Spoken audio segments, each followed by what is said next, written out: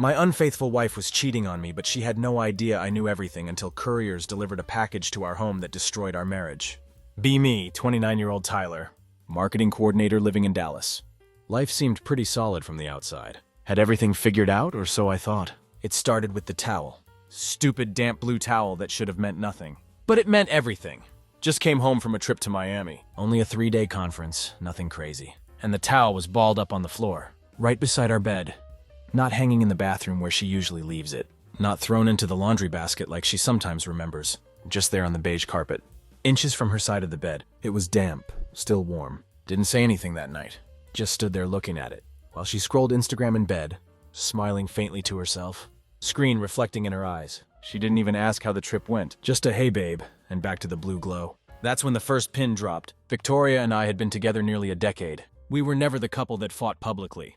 Never posted anniversaries with #blessed, but we were solid. Or so I thought. She had this fire, you know, that kind of presence that made people shut up. When she walked into a room, you either loved her or hated her within 5 minutes. No in between. And me, I was the guy who carried her charger in my backpack, kept her protein bars in my car, memorized her latte order, so I could surprise her on Wednesdays. Didn't need to be loud. Just needed to be the one she came home to. But something had shifted. Her hugs got shorter. Her voice changed just a little. Like she was holding in a laugh that didn't belong to me. One Friday evening, she told me she had a dinner meeting with clients. Nothing unusual, except her tone was off, too rehearsed. She even paused halfway through the sentence, like she was waiting to see if I'd question her. I didn't. Not yet. Instead, I waited in the car. 2 blocks down from the Italian restaurant she told me she'd be at. I saw her get out of a black BMW at 8:15 p.m., wearing a dress I hadn't seen in 8 months, the kind of dress she used to wear on our anniversary. She laughed as she closed the passenger door. Then she touched the driver's arm. He touched her lower back. They didn't go into the restaurant. They turned the corner and walked toward the Hilton on 7th. I didn't follow them. I already knew. The next morning, I woke up and made her coffee, just the way she liked it. Oat milk cappuccino, 1 sugar, dash of vanilla. I watched her drink it in her robe, hair still damp from the shower. Phone on silent beside her. She smiled, said, "You're so sweet, babe." And for the first time in our relationship, I wanted to crush that mug in my hand and walk away forever. But I didn't, because she didn't know I knew. And that was going to be my advantage. That Sunday, she said she was going to her sister's house in Riverside. Brunch. Just the girls, she said, kissing me on the cheek like we were still something. She even made a show of putting on sneakers. Victoria never wore sneakers unless she wanted me to believe. She wasn't trying to impress anyone. I nodded, watched her throw a canvas bag over her shoulder, and floated out the door, like she had no idea the walls around her were already caving in. I didn't follow her. Not this time. I sent someone else. His name's Marcus. Works in security at my company. Big guy, sharp eyes, quiet type. I once helped his wife get a job after she got laid off. He owed me. And he didn't ask questions. Just parked 2 cars down from her sister's house. And texted me live updates. 11:15 a.m. She's not there. 11:38 a.m. BMW pulled up. She got in. 11:44 a.m. They're headed downtown. I stayed home, pacing the living room like a caged animal. My hands were shaking. Not from fear, but from this crawling, boiling feeling that I had never felt before. Betrayal has a flavor. Bitter, metallic, acidic, and it gets into your teeth. You can't spit it out. You taste it for days. At 1:23 p.m., Marcus sent me the picture. Victoria in that emerald dress, leaning across a table, laughing. Touching his arm again. Not the same guy from the hotel. A different one. She had a type, apparently. Tall, trim beard, expensive watch. The kind of guy who sends texts from a leather chair in a wine bar. I stared at the photo for a long time. Not because I was surprised, but because of her face. She looked happy. Not fake happy, not networking happy. Genuinely alive. She hadn't looked like that with me in over a year. I used to think it was stress, deadlines, hormones. But now I knew. That glow, that wasn't work. That wasn't yoga. That wasn't some internal journey of self-care. It was deception. And she was good at it. When she got home that night, she brought me a cupcake. Chocolate chip, my favorite. Said her sister had extra from some birthday party. I took it, said thanks. Told her I'd been watching a documentary on sharks. She laughed, said that's so you. But in that moment, something shifted. Because I realized she thought I was still the same Tyler. Still predictable, still slow, still blind. But I wasn't. The plan had already begun. I went to the printer in the guest room and pulled out the envelope. Thick paper, no return address, sealed tight. She hadn't seen it yet, but she would. Because Tuesday was her company's quarterly recognition day. Speeches, awards, a catered lunch. Her name was on the guest list. And so was the delivery. A box wrapped in crimson, arriving at exactly 2:30 p.m. The box arrived with a whisper, not a bang. Victoria's office, 12th floor, North Wing PR and Communications. Wide glass walls, open plan desks. All bright whites and polished smiles. I had scoped the delivery logistics a week prior. Sent it via private courier, with instructions to hand it directly to Mrs. Victoria Campbell. Signature required. No exceptions. 2:32 p.m. Courier checked in. 2:35 p.m. Victoria signed. 2:36 p.m. The fuse lit. I wasn't there, but I might as well have been. One of her co-workers filmed part of it. I saw the clip later, sent anonymously. Of course, that's the thing about offices. Once one person smells blood, everyone becomes a reporter. She opened the box right at her desk. People around her were still eating Caesar salads, sipping sparkling water and scrolling through emails. The lid came off. She reached inside. First, the hotel receipts, printed high resolution, stapled together. 4 different hotels, 4 different dates, all charged to her personal card. Then the photos. Marcus had done well. Better than I hoped, honestly. One showed her holding hands with BMW guy. Another, my favorite, was from the Hilton hallway, where she'd paused to fix her hair. In the reflection of a vending machine, before pressing the keycard, she looked proud of herself, like a girl about to win a game. She thought only she was playing.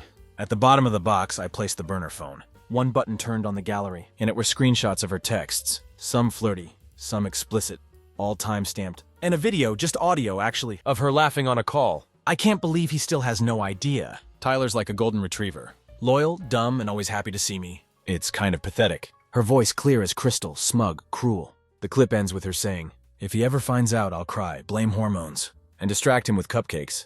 Apparently she forgot I don't like chocolate chip that much. The video cut off right as someone, her boss I think, stood over her desk and asked, "Victoria, are you okay?" From the report I got later, she didn't answer. She just stared into the box, like it was a bomb that hadn't gone off yet. Then she stood quiet, shaking, eyes darting like she was trying to figure out who else knew, who had seen. Then she screamed. Not loud, not angry. Just this raw, sharp sound that froze the entire floor. By 2:50 p.m., she was gone. Grabbed her purse, heels in hand. Box clutched to her chest like it was her baby. By 3:20 p.m., I had a voicemail. Her voice was different. Small, like someone who just realized. The walls weren't made of stone. They were mirrors. She said, "Tyler, I don't know what that was. I can explain. Just please call me back." I was busy changing the locks. The knock came at 9:23 p.m. 4 sharp raps. No doorbell, no text, no warning. Just her. Victoria standing on the porch, in that same blazer from work. Eyeliner smeared, hair pinned up. Like she'd tried to reclaim some sense of order, but gave up halfway through. I watched her through the peephole. She was holding her phone in one hand, and that crimson box in the other, like a twisted offering. Her nails were chipped. She'd been biting them, something she hadn't done since college. She knocked again, louder this time. "Tyler," she said. "I know you're in there." I opened the door slowly, deliberately. No words, just stood there. Her eyes darted across my face, searching for softness. She wouldn't find any. "Can I come in?" she asked. "No." She blinked. That stunned, entitled blink people do when the script they've rehearsed suddenly stops working. "Tyler, I don't know what that was. Who sent it but this?" She shook the box. "This isn't the whole story. You're blowing this way out of proportion." I crossed my arms. "Which part am I blowing out of proportion? The hotel stays? The audio? The part where I'm a golden retriever?" That hit. Her mouth opened, but nothing came out. Then she did what I knew she would. Turned it back on me. "You went through my phone. You spied on me." "That's disgusting, Tyler. That's a violation." I laughed. Not loudly, just enough that she flinched. "I didn't go through your phone. I went through your lies." That was the first crack. The mask started to slip. Her voice got higher. "You had someone follow me. You weren't exactly hiding." "Jesus Christ, Tyler. You've been plotting. Sitting on this? What kind of psycho?" "Enough," I said, quiet, firm. "Don't twist this. You weren't being hunted. You were being watched. You paraded your betrayal around like a trophy. You laughed at me in my house." She stepped back like she'd been slapped, but her expression hardened almost instantly. That's Victoria. Always lands on her feet. Always shifts gears. "So what now?" she spat. "You humiliate me at work. Change the locks like some jilted ex." "And what? You feel powerful?" "No," I said. "I feel awake." That stopped her cold. I reached behind the door and handed her a manila envelope. Inside, a copy of the house deed, 2 notarized separation documents I had drawn up earlier that week, and the keys to her car. "I want you out," I said. "Legally, emotionally, entirely. You're not serious." "I've never been more serious." She stood there stunned, clutching the box and the envelope, like 2 pieces of a reality. She never expected to collide. Then came the venom. "You're going to regret this," she said. Low, threatening. "You think anyone else is going to put up with you? With your routines and your silence? And your boring little world? I cheated because I had to." "You're a vacuum, Tyler. You suck the life out of people." I nodded. Then I just did you a favor. I closed the door in her face, and on the other side I heard nothing. No crying. No pleading. Just silence. She was gone by the morning. The first smear came through my mother. Monday morning, coffee in hand, rain tapping against the kitchen window. I was finally starting to breathe, like a man who'd been pulled out of a burning building. And then the phone rang. Tyler. Mom's voice was tentative. I just got off the phone with Victoria. I didn't say anything, just stared at the steam rising off the mug. She's very upset. She says there's been a big misunderstanding. That you've done something impulsive. There it was. The spin. Victoria, the PR queen, couldn't help herself. She didn't crumble. She rebranded. According to her, I'd suffered a mental break, grown paranoid, and hacked into her personal life. She told my own mother that I had staged a public meltdown at her workplace and violated her privacy in ways she never thought possible. She didn't mention the affairs, didn't mention the receipts, didn't mention calling me a golden retriever. To another man while I was fixing her broken garage door, I asked Mom a single question. Did she tell you why I kicked her out? Silence. Then a soft, hesitant no. I told her I'd email everything. Let her judge for herself. I didn't yell, didn't curse. Just send a PDF. Let the facts speak. But Victoria didn't stop there. She called my best friend Connor. Said I was spiraling. That she was worried for me. Said she still loved me, but didn't know how to help me anymore. She called it emotional burnout. What a term. Connor, to his credit, didn't buy it. He showed up at my place with 2 six-packs and a laptop. Said, want help nuking her social accounts? We didn't. I wasn't interested in revenge. I was interested in clarity. That night, I finally opened the secret folder I'd kept for weeks. All the screenshots, all the hotel bookings, the video file. I named it truth.x and dropped it into a private Google Drive, just in case. Victoria had started the game, but I was building the board. Then came the twist I wasn't expecting. An email. Anonymous. No subject line. Inside was a single sentence. She's done this before. Attached a forwarded thread of messages. Old ones from 5 years ago. Different man. Different city. Same pattern, same charm, same lies. She hadn't just cheated on me. I was part of a cycle. A list, a lineup of men who thought they were the only one. And just like that, the heartbreak shifted. From grief to disgust, I spent the entire night chasing ghosts. The anonymous email didn't come from a burner. It came from an old Gmail account, under the name Dalton92. It took me less than 10 minutes to trace the recovery info and connect it to David Holloway, a freelance graphic designer based out of Tampa. I found his LinkedIn, his portfolio, and then a photo. Victoria smiling beside him at a wine festival in 2020, hand on his chest, wearing the same white sundress. She'd told me she lost on a girls' trip that summer. I stared at that photo for an hour, not because I was surprised, but because it was the first time I realized just how well practiced she was. This wasn't impulsive cheating. This wasn't a marriage slipping. This was a routine. I reached out to David. Short message, straightforward. She did it to me too. Want to talk? He replied within 15 minutes. We spoke over Zoom. 3 hours. No cameras, just voices. Low, tired, familiar in that wounded kind of way. He told me he met Victoria in Boston at a PR conference. She introduced herself as single, said she was between relationships. They dated long distance for a year. She visited Tampa 6 times. Said she was tired of Dallas. They talked about moving in together. He even looked at condos. Then one night she vanished. No warning. Blocked his number. Ghosted him entirely. 4 months later, he saw her tagged in a Facebook album. Victoria and Tyler's 6th anniversary. She'd gone right back to me, smiling like nothing had happened. Wearing the necklace he bought her. She lied so smoothly, man, he said. It was like watching someone act out a role. And the scary part, I think she believed it. I told him about the hotel receipts, the crimson box, the voicemail. He whistled low. You got farther than I did. I never even got a goodbye. We agreed on one thing before we hung up. Victoria didn't love people. She collected them. Each man was a mirror she stood in front of, admiring herself until the glass cracked. And then she'd find another one.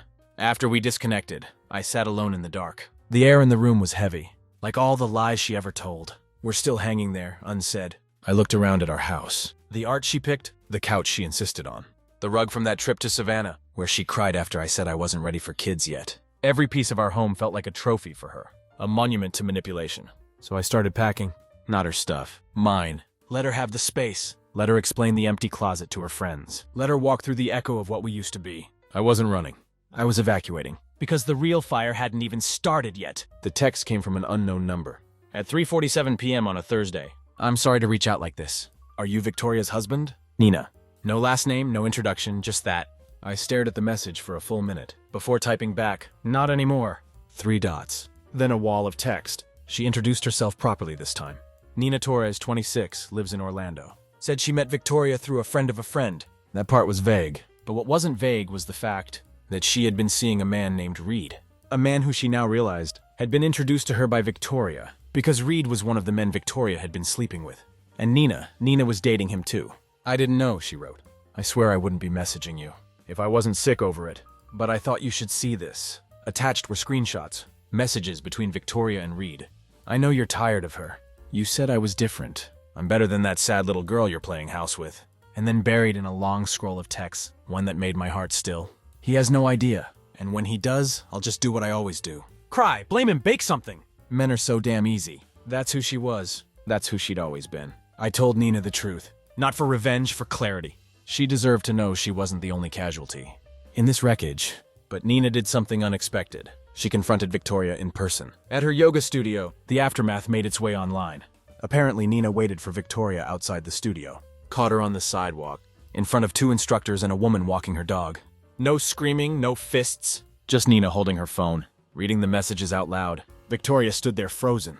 Face blank, arms crossed, like she could still spin her way out of it. Witnesses said Nina dropped the phone at her feet and said, "You're not misunderstood. You're just toxic." Victoria didn't respond, just turned and walked away. But the ripple was real. That video hit a local gossip account on Instagram.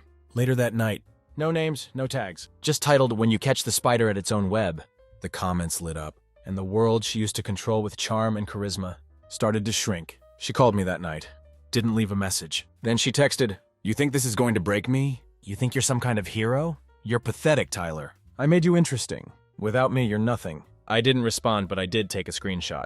It didn't take long. By Wednesday, whispers had turned to emails, and emails turned to meetings. Her company, the sleek boutique PR firm she'd once bragged was built on trust and taste. Put her on leave, indefinite. The HR letter was cold. Pending investigation into inappropriate conduct involving clients and colleagues. We are requesting you step away from all public-facing responsibilities. Translation: You embarrassed us, Victoria. You're a liability now. She tried to play it off, of course. On her socials, she posted a vague story about taking a break to focus on mental health, a boomerang of a matcha latte, and a book on personal renewal. But the comments weren't buying it. Someone dropped the office delivery story in the replies. No names, just the story, but enough detail that people knew. One woman wrote, "Oh, is this the same Victoria who had the Crimson Box moment at Capstone PR?" That phrase, the Crimson Box moment, stuck. It trended locally. It became office slang. Meanwhile, I'd fully moved out. New apartment, smaller place. Nothing fancy. Clean walls, quiet neighborhood, peace. But she wasn't done. Not even close. She showed up at my new place. Somehow got the address. Knocked like she lived there. When I opened the door, she was crying. Real tears this time. Or at least better acted. "I lost my job, Tyler." I said nothing. She sniffed, wiped her eyes, took a step closer. "I messed up." "Okay, I know I did." "But you didn't have to destroy me." She pulled a piece of paper from her purse. I thought it might be a letter. An apology. It was a character reference request. She wanted me to sign a document, vouching for her behavior as a partner. For court. Apparently, one of the men she tangled with. Reed was threatening legal action. Emotional damages, fraud, professional sabotage. She was being sued, and she thought I'd help her. I stared at the paper. Then I looked at her. "You need me," she said, lip trembling. "You always said I was part of you." I shook my head. "You were the part I've already cut out." And then I closed the door again. But this time, she didn't leave quietly. Through the peephole, I saw her crumble on the welcome mat. Not dramatic, not cinematic. Just collapse. Sitting there in silence. And I felt nothing. No sympathy, no pity, not even rage. Just cold. I watched her sit there for 20 minutes, before she finally got up, straightened her jacket, and walked away. She didn't knock again. But the war wasn't over, because what she did next was unforgivable.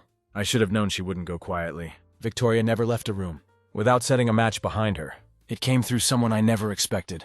Blake, my cousin. Grew up together. Practically brothers. He helped me move out of the house. Drank beers with me the night after the delivery. To her office. Swore he had my back. But he didn't. One night I get a call from Connor. No small talk. "You need to check Blake's Instagram story right now."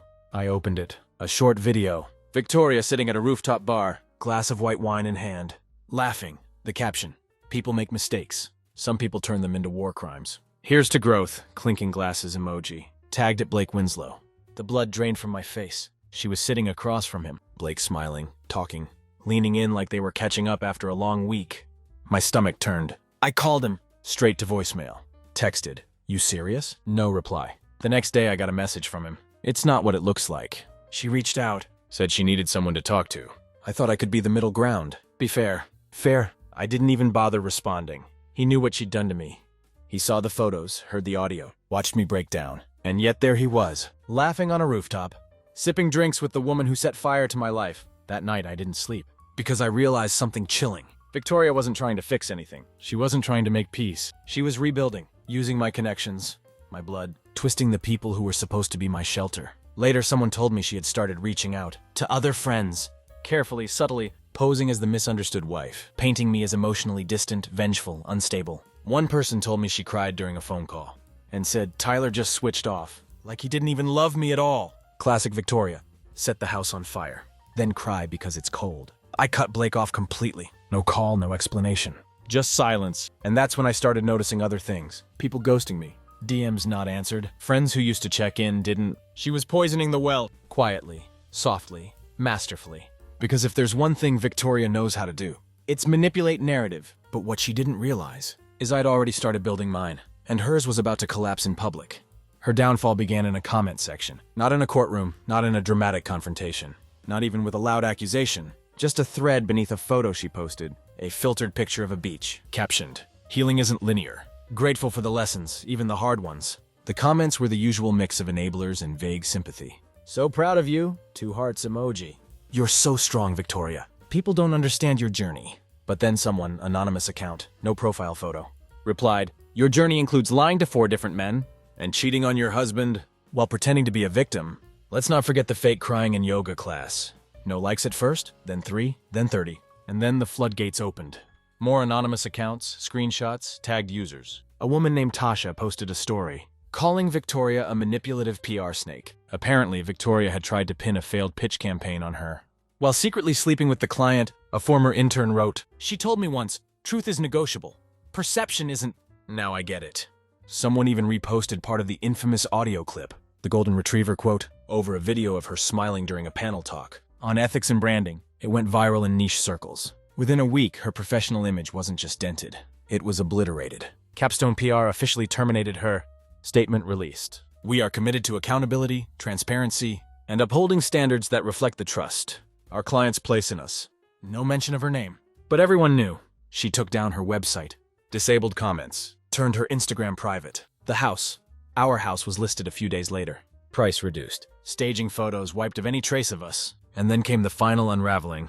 She reached out to Connor, my best friend, called him at work, left a voicemail saying she needed a male perspective, and just wanted to understand how things had gone so wrong. She always needed someone to explain the damage to her. Never owned it. Just needed a script to perform it away. Connor told her, "You know exactly what you did, and no one's buying your act anymore." Then he hung up. She had no one left. Not her friends, not her flings, not her career. She tried to burn my world down, and now she was standing in the ashes of her own. But I wasn't done yet, because there was one thing left. She didn't know. One last reveal. I waited for the right moment, not out of spite, but out of strategy. Victoria had always played the short game. Lies for the moment, charm for the day, tears for the scene. But me, I'd learned she played defense. I played checkmate. The final reveal came in the form of a podcast, months back during the thick of it all, when the texts were unraveling. The delivery box was still smoking in her office. I'd been contacted by a producer from a mid-tier relationship advice podcast. They were doing a series on betrayal and deception. Wanted anonymous stories. I said yes. Told my tale cleanly. No rage, no drama. Just dates, actions, and evidence. They masked my voice, changed the names. But the details, those were untouched. The episode dropped last week. Title: The Crimson Box Delivery. When your spouse has no idea you're 3 moves ahead. Within 72 hours, it was number 2 on Spotify's trending. People connected the dots fast. The PR queen, the audio clip, the golden retriever line. It all led to Victoria. And now she couldn't spin it, because she couldn't deny it was her. She messaged me one final time. "You humiliated me. You made me a meme. You couldn't just move on, could you?" I didn't reply. Not at first. But after rereading it a few times, I typed back 4 words. "No more reruns, Victoria." She read it. Didn't respond. Because there was nothing left to say. She used people like mirrors. And I finally let her see the one reflection she couldn't control. Herself. She thought I was the background character in her messy, chaotic, romanticized drama. But I was the writer, and I just penned the final chapter. Well, almost. It's been 8 months. No headlines, no updates, no more surprises. Just stillness. I've moved twice since the house. The second place feels right. Modest, clean lines, good light. No memory trapped in the walls. I don't flinch at the sound of notifications anymore. I sleep, I breathe. And I don't think about her every day. Only sometimes. Not in the way you'd expect. Not with bitterness. Not even pain. Just observation. Like a memory of a storm you once drove through. Windshield wipers slapping against a downpour. Knuckles white on the wheel. But now the sky is dry and you're still driving. I never responded to her last message again. Never spoke to Blake. Never checked if she got sued. I didn't need the ending to be loud, because the silence that follows someone like her is the ending. I ran into her once. Grocery store. Not dramatic, no screaming. She was in the frozen foods aisle, staring at a bag of cauliflower rice. She didn't see me at first. But when she did, when her eyes lifted and locked on mine, there was no performance, no tears, no manipulation. Just emptiness. She didn't say a word. Neither did I. She looked away first, walked off like a stranger. And that's what we are now. Sometimes people ask if I'll ever trust again, if I'll ever let someone get close. And I tell them this: I'm not afraid of love. I'm afraid of loving someone who wears it like a costume. What I learned: you can't save someone from who they are. You can only save yourself from drowning with them. So, this is my last post. No more stories, no more pieces of her. She doesn't live here anymore. And to anyone reading this, anyone standing in the middle of confusion, suspecting, doubting, aching silently, you already know. You don't need more proof. You need peace. Walk, even if your legs shake, even if your voice cracks, even if you still love them. Walk. You'll survive. And one day, you'll stand in a grocery store and realize you don't even flinch anymore. Tyler.